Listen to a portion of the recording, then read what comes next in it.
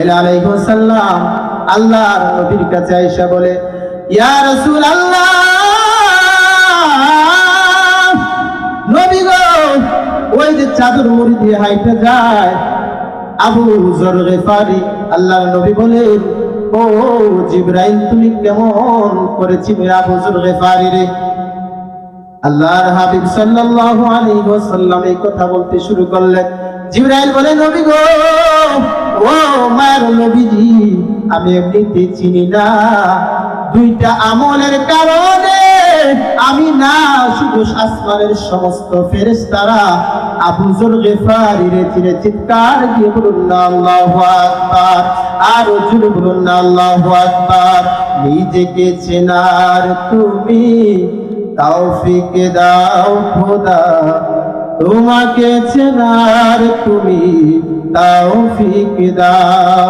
নিজেকে চেনার তুমি তৌফিক দাও খোদা, তোমাকে চেনার তুমি তৌফিক দাও।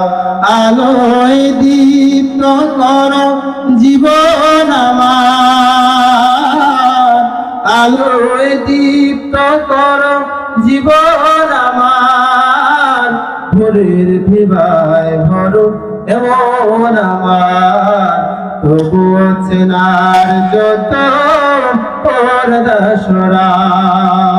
নিজেকে চেনার তুমি তৌফিক দাও খোদা, তোমাকে চেনার তুমি তৌফিক দাও।